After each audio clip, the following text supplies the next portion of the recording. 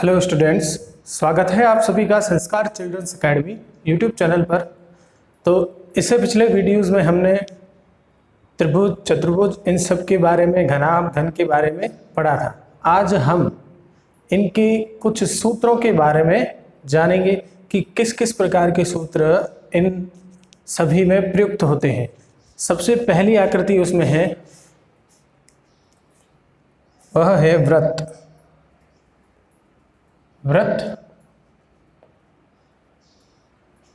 वृत्त एक इस प्रकार का गोला होता है 360 डिग्री का, जिसके अंदर एक केंद्र होता है, एक त्रिज्या होती है। त्रिज्या को हम लिखते हैं आर के रूप में। लिखते हैं। तो वृत्त में किस प्रकार के सूत्र होंगे? सबसे पहला सूत्र है वृत्त का क्षेत्रफल ज्ञात करने का। वृत्त के क्षेत्रफल का सूत्र होता है पाई आर स्क्वायर। फिर है वृत्त की परिधि। तो वृत्त की परिधि का सूत्र होता है 2 पाई आर। और उसके बाद आता है वृत्त का व्यास। वृत्त का व्यास ये बराबर होता है 2r के। त्रिज्या का 2 गुना होता है व्यास। तो हमारे पास ये सूत्र है वृत्त का क्षेत्रफल ज्ञात करने का पाई आर स्क्वायर। क्षेत्रफल यानी ये वृत्त के अंदर का ये पूरा भाग क्षेत्रफल होगा। वृत्त की परिधि यानी ये बाहरी जो भाग है, जो ये गोला बनाया है काले रंग का, ये 2 पाई आर परिधि का क्षेत्रफल। और व्यास क्या होता है? केंद्र से खींची गई जीवा। ऐसी जीवा जो केंद्र से होकर जाती है वो व्यास होती है। और व्यास त्रिज्या का 2 गुना यानी 2r। अब यहाँ पाई क्या होता है? तो पाई का मान अगर भिन्न में लिखोगे तो 22/7, और अगर पॉइंट में लिखना चाहो तो 3.14। तो पाई का मान ये होता है। तो आपको कोई भी एक मान दिया गया होगा त्रिज्या का, जैसे मान लो त्रिज्या दी गई है 5, तो आप सूत्र लगाओगे, पाई का मान रखोगे 22/7, फिर 5 का स्क्वायर करोगे 25, फिर गुणा करके 7 का भाग दे दोगे तो क्षेत्रफल आ जाएगा। आगे है त्रिभुज। त्रिभुज में किस प्रकार के सूत्र होते हैं? सबसे पहले होता है त्रिभुज का क्षेत्रफल। त्रिभुज के क्षेत्रफल का सूत्र होता है 1/2 इंटू आधार इंटू ऊंचाई। ये त्रिभुज के क्षेत्रफल का सूत्र होता है। जैसे कि ये एक त्रिभुज है। अब 1/2 आधार आप कोई भी भुजा ले सकते हो। मान लो हमने ये भुजा ली जो दी हुई है 10 मान लो, और इसको हमने आधार ले लिया। तो ऊंचाई क्या होगी? ऊंचाई हमेशा याद रखना, जो आधार आप ले रहे हो उस पर सामने वाले शीर्ष से डाला गया लंब ऊंचाई होगी। ये होगी ना, ये ऊंचाई होगी। तो ऊंचाई हमें अगर दी भी है त्रिभुज के अंदर, यानी ये लंब दिया हुआ है इस भुजा पर, मान लो ये 7 सेमी है, तो आप ये सूत्र लगा के उत्तर निकाल सकते हैं। अगर आप आधार ये लेते हैं, मान लो आधार मैंने मान लिया ये है 12 सेमी की, और आपने ये आधार लिया। जब आपने ये आधार लिया तो आप लंब ये नहीं ले सकते, क्योंकि ये रेखा इस भुजा पर लंब नहीं है। हमें यहाँ से लंब खींचना पड़ेगा। इस रेखा पर जो आप आधार ले रहे हो उस पर लंब होना चाहिए, तो यहाँ से खींचना पड़ेगा। अब ये जितनी होगी ना वो ऊंचाई होगी। मान लो ये 6 सेमी है, तो ये इस त्रिभुज की ऊंचाई होगी। कब? जब आप आधार इसको लेते हो। तो आधार इसको ले रहे हो तो ऊंचाई ये, आधार इसको ले रहे हो तो ऊंचाई ये, और आधार अगर इसको ले रहे हो तो ऊंचाई इस प्रकार आएगी। तो याद रखना, ऊंचाई हमेशा डाला गया लंब होती है। इसके आधार पर, इसके अलावा त्रिभुज का एक और सूत्र है, जिसमें त्रिभुज की अगर तीनों भुजाएं दी गई है उसको बोलते हैं हीरों का सूत्र। ये हीरो का सूत्र है। ये सूत्र होता है त्रिभुज का क्षेत्रफल निकालने का। जब ऊंचाई और आधार ना हो, तीनों भुजाएं दी गई हो, तो इसका सूत्र होता है root S into S minus A into S minus B into S minus C. तो त्रिभुज का क्षेत्रफल जब तीनों भुजाएं दी गई और तीनों भुजाओं को हम ए बी और सी के रूप में लिखते हैं। यहाँ ए बी और सी क्या है? त्रिभुज की भुजाएं हैं। इसके अलावा और क्या है? एस। तो एस होता है त्रिभुज का अर्ध परिमाप। अर्ध परिमाप यानी तीनों भुजाओं का योग बटा 2। तीनों भुजाओं का योग a प्लस बी प्लस सी बटा 2, ये s का सूत्र होता है। तो जब पहले आप s निकालोगे, फिर त्रिभुज का क्षेत्रफल लिख के उसमें मान रखोगे चारों का, s a b c का, और उत्तर आ जाएगा। इसके बाद है समबाहु त्रिभुज। समबाहु त्रिभुज क्या होता है? समबाहु त्रिभुज ऐसा त्रिभुज जिसकी सभी भुजाएं समान होती है। तो इसका अगर हम क्षेत्रफल निकालेंगे, समबाहु त्रिभुज का क्षेत्रफल, तो क्षेत्रफल बराबर हो जाएगा रूट 3/4 ए स्क्वायर। ए की जगह भुजा भी लिख सकते हो, क्योंकि समबाहु त्रिभुज में तीनों भुजाएं बराबर होती है, तो तीनों को ए मान लो। तो रूट 3/4 ए स्क्वायर या भुजा स्क्वायर, रूट 3/4 भुजा स्क्वायर समबाहु त्रिभुज के क्षेत्रफल का सूत्र है। और अगर समबाहु त्रिभुज का परिमाप निकालना है तो उसका सूत्र होता है 3 इंटू भुजा। भुजा को ए भी लिख सकते हो। तो अगर परिमाप निकालना है समबाहु त्रिभुज का, तो आप 3 इंटू भुजा करोगे। आगे है वर्ग। तो स्टूडेंट, पिछले वीडियो में हमने पढ़ा वर्ग क्या होता है। वर्ग ऐसा चतुर्भुज होता है जिसकी चारों भुजाएं बराबर होती है, वो वर्ग कहलाता है। तो वर्ग के अंदर किस प्रकार के सूत्र होते हैं? सबसे पहले है क्षेत्रफल का सूत्र। क्षेत्रफल का सूत्र होता है भुजा इंटू भुजा। चारों भुजाएं समान होती है, इसलिए भुजा इंटू भुजा। यानी मान लो कि आपको 10 सेमी भुजा दी गई है वर्ग की, तो आप भुजा इंटू भुजा यानी 10 इंटू 10 करोगे, 100 आ जाएगा। तो 100 सेंटीमीटर स्क्वायर वर्ग का क्षेत्रफल आ जाएगा। कोई भी भुजा दी गई हो, वर्ग का क्षेत्रफल निकालना है तो इस सूत्र से निकालोगे। इसके बाद वर्ग का परिमाप। तो वर्ग का परिमाप निकालने के लिए सूत्र है 4 इंटू भुजा। 4 इंटू भुजा वर्ग का परिमाप निकालने का सूत्र। इसके बाद है आयत। तो आयत के क्षेत्रफल का सूत्र, क्षेत्रफल बराबर, आयत का क्षेत्रफल होता है लंबाई इंटू चौड़ाई। आयत में आमने सामने की भुजाएं बराबर होती है। जो बड़ी होती है उसे हम लंबाई लिख लेते हैं, और जो छोटी होती है उसे हम चौड़ाई लिख लेते हैं। मान लो ये 7 सेमी है, ये 5 सेमी है, तो क्षेत्रफल होता है लंबाई इंटू चौड़ाई। तो 7 इंटू 5 करोगे तो आयत का क्षेत्रफल आ जाएगा। फिर है इसका परिमाप। परिमाप का सूत्र होता है 2 इंटू लंबाई प्लस चौड़ाई। तो आप लंबाई और चौड़ाई को जोड़ोगे और उसका 2 गुना कर दोगे, 2 से गुणा, तो परिमाप आ जाएगा किसका? आयत का परिमाप। आगे है चतुर्भुज का क्षेत्रफल। चतुर्भुज का क्षेत्रफल। तो चतुर्भुज का क्षेत्रफल ज्ञात करने का सूत्र होता है 1/2 इंटू विकर्ण इंटू विकर्ण पर डाले गए लंबों का योग। ये सूत्र होता है 1/2 इंटू विकर्ण पर डाले गए लंबों का योग। जैसे कि एक नॉर्मल चतुर्भुज किसी भी प्रकार का हो सकता है।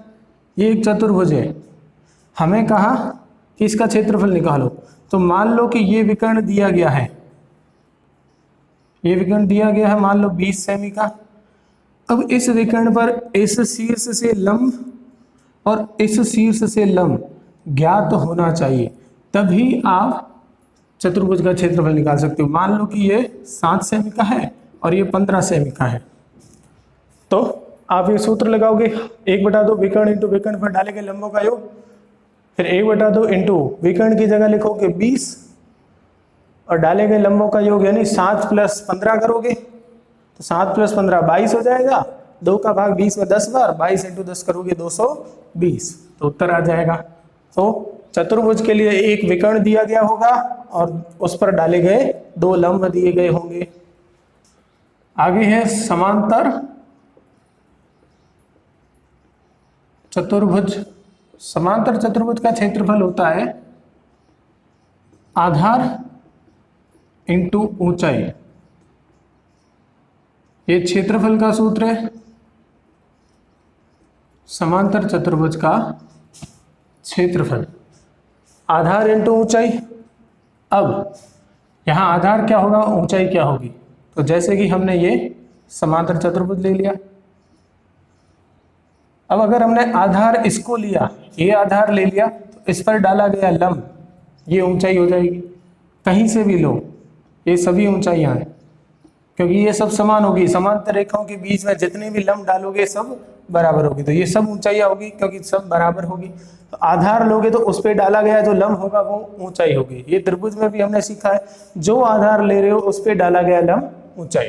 तो समांतर चतुर्भुज के क्षेत्रफल का सूत्र होता है आधार इंटू ऊंचाई।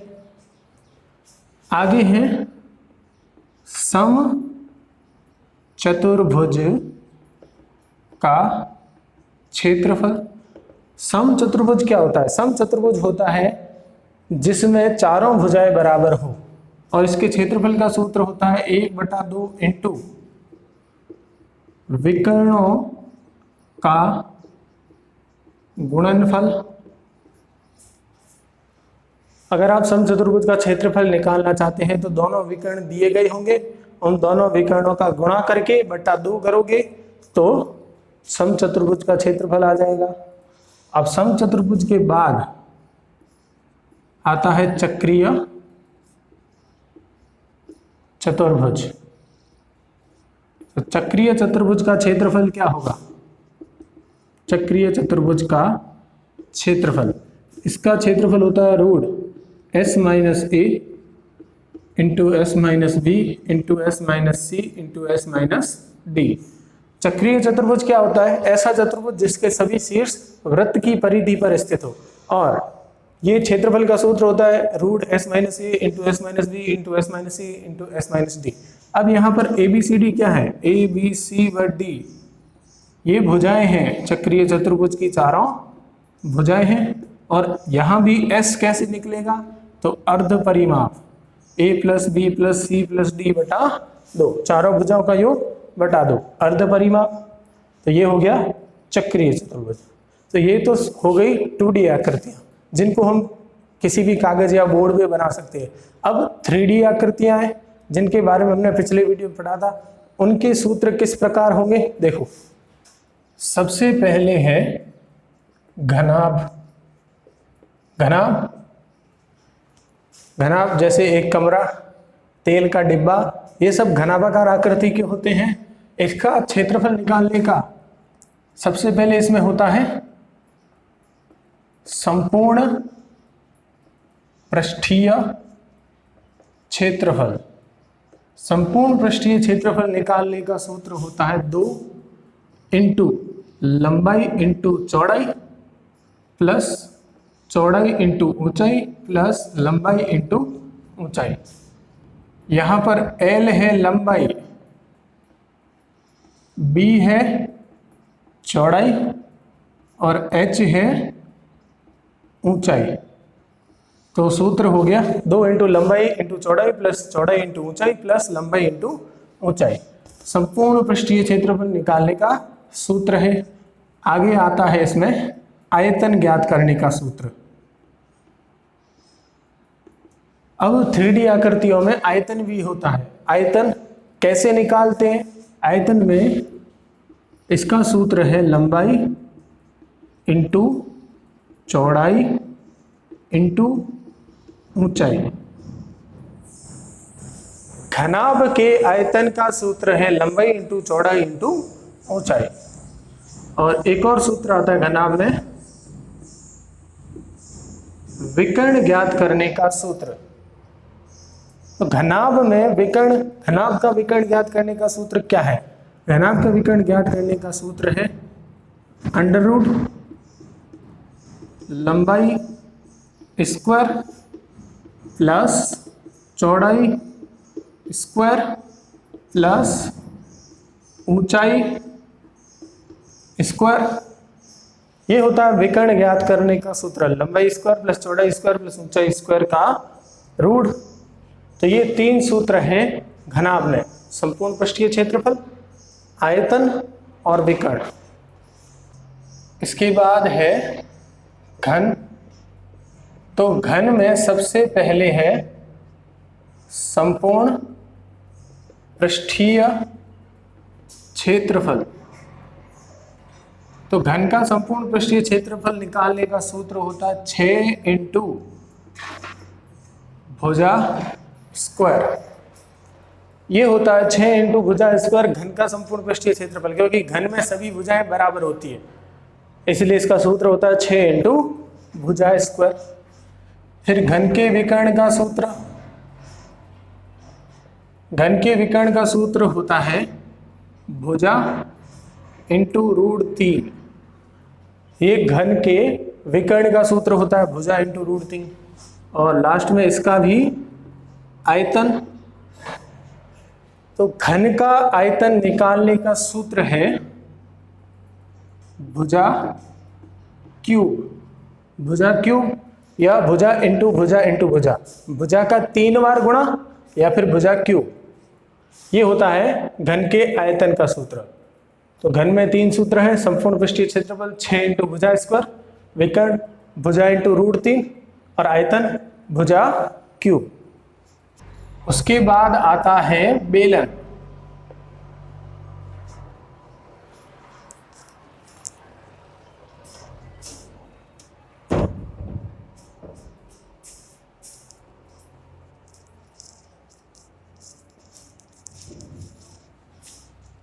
बेलन का संपूर्ण पृष्ठीय क्षेत्रफल का सूत्र होता है 2 pi R into R plus H. ये बेलन का संपूर्ण पृष्ठीय क्षेत्रफल होता है। उसके बाद बेलन में वक्र पृष्ठीय क्षेत्रफल भी होता है। वक्र पृष्ठीय क्षेत्रफल ये होता है 2 पाई आर एच। उसके बाद बेलन का आयतन, आयतन होता है पाई आर स्क्वायर एच। जैसे कि ये बेलन है इस प्रकार, इसके मध्य की ये दूरी ऊंचाई कहलाती है, एच कहते हैं उसको, और ये होती है आर, वृत्त की त्रिज्या। इधर भी सेम होगी। सबसे पहले संपूर्ण यानी पूरे भाग का क्षेत्रफल, तो पाई आर स्क्वायर इस वृत्त का, पाई आर स्क्वायर इस वृत्त का 2 पाई आर स्क्वायर हो गया, और इस वक्र पृष्ठ का 2 पाई आर एच। तो pi R square pi R square pi R square pi R square 2 pi R square, और 2 पाई आर एच को जोड़ोगे तो आएगा 2 pi are are plus H. ये हो गया संपूर्ण पृष्ठीय क्षेत्रफल। फिर वक्र पृष्ठ यानी ये भाग, इसका निकालने का सूत्र है 2 पाई आर एच, एच ऊंचाई है, आर त्रिज्या, और आयतन निकालने का सूत्र है पाई आर स्क्वायर एच।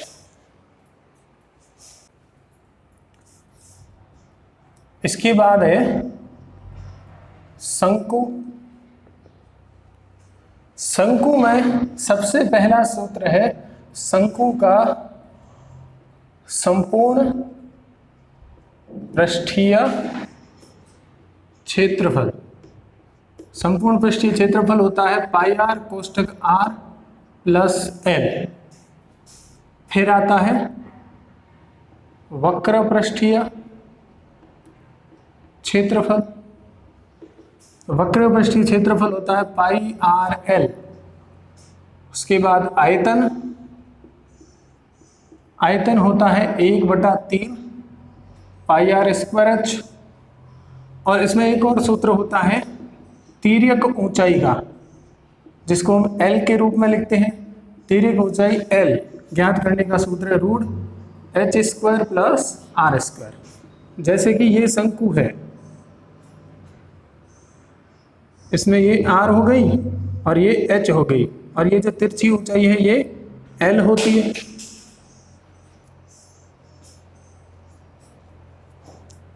अब हमें संपूर्ण पृष्ठीय क्षेत्रफल निकालना है, तो पहले तो ये वृत्त πr² और इसका वक्र पृष्ठ πr है, दोनों को जोड़ दोगे तो आ जाएगा πr कोष्ठक r + l। फिर वक्र पृष्ठीय क्षेत्रफल, ये बाहर वाला भाग जो होता है πr/l। अगर आयतन निकालना है तो आयतन बेलन के आयतन का 1/3 होता है, 1/3 πr² h।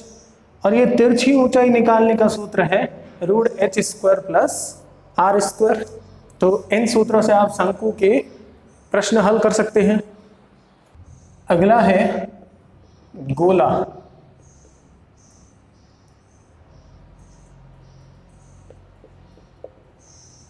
गोला होता है एक प्रकार की फुटबॉल, गेंद हो गई, 3D आकृति गोला होता है, यानी वृत्त होता है, वृत्त 2D आकृति है, उसकी अगर 3D आकृति बनाए तो वो गोला बन जाता है। गेंद है, फुटबॉल है, और भी कोई गोलाकार चीज। उसके लिए सबसे पहले सूत्र है संपूर्ण पृष्ठीय क्षेत्रफल का। तो संपूर्ण पृष्ठीय क्षेत्रफल का सूत्र है 4πr²। ये संपूर्ण पृष्ठीय क्षेत्रफल का सूत्र होता है। फिर गोले में जो वक्र पृष्ठ होता है वही संपूर्ण पृष्ठ होता है।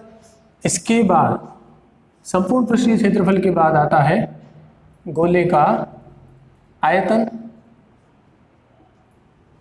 आयतन होता है 4/3 πr³। ये गोले का आयतन होता है 4/3 πr³। इसमें एक और होता है जिसको अर्धगोला कहते हैं, यानी आधा गोला बीच में से काटा हुआ। तो आधे गोले का अगर आप संपूर्ण पृष्ठीय क्षेत्रफल निकालेंगे, संपूर्ण पृष्ठीय क्षेत्रफल निकालेंगे तो वो इसका आधा नहीं होगा, वो होगा 3πr²। अब इसमें वक्र पृष्ठ होता है, अर्धगोले में वक्र पृष्ठ होता है, वक्र पृष्ठीय क्षेत्रफल आएगा और वो होगा 2πr²। और आयतन हो जाएगा, आयतन बराबर इसका आधा हो जाएगा 2/3 πr³। तो ये होते हैं अर्धगोला और गोला के सूत्र। स्टूडेंट्स, गोले और अर्धगोले की तरह वृत्त का अर्धवृत्त होता है, अर्धवृत्त, और इसके सूत्र होते हैं सबसे पहले अर्धवृत्त का क्षेत्रफल ज्ञात करने का सूत्र। क्षेत्रफल का सूत्र तो आधा हो जाएगा 1/2 πr², सिंपल है। लेकिन परिधि, अर्धवृत्त की परिधि चेंज हो जाती है, परिधि होती है πr + 2r। परिधि आधी नहीं होती, वृत्त की परिधि 2πr होती है, तो आप आधा करके πr नहीं लिख सकते। अर्धवृत्त की परिधि होती है πr + 2r। अब वृत्त के अंदर ही एक और होता है सकेंद्रीय वृत्त। सकेंद्रीय वृत्त क्या होते हैं और इसका क्षेत्रफल निकालने का सूत्र क्या होता है? तो क्षेत्रफल निकालने का सूत्र होता है पाई r1² - r2²। सकेंद्रीय वृत्त ऐसे वृत्त जिनका केंद्र एक ही होता है, त्रिज्याएं अलग अलग होती है। छोटी त्रिज्या को r2 लिखते हैं और बड़ी त्रिज्या को r1 लिखते हैं। तो याद रखना, ऐसे दो वृत्त जिनका केंद्र एक ही हो, यानी आप प्रकार पहले थोड़ा सा खोल के वृत्त बनाते हो और फिर ज्यादा खोल के उसी बिंदु से दूसरा वृत्त बनाते हो, तो दोनों वृत्त सकेंद्रीय बनेंगे। एक त्रिज्या बड़ी होगी जिसको r1 लिख दिया, छोटी होगी उसको R2 लिख दिया, R1 पहले, बड़ी त्रिज्या पहले लिखनी है, छोटी त्रिज्या बाद में लिखनी है। तो ये है सकेंद्रीय वृत्त के क्षेत्रफल का सूत्र।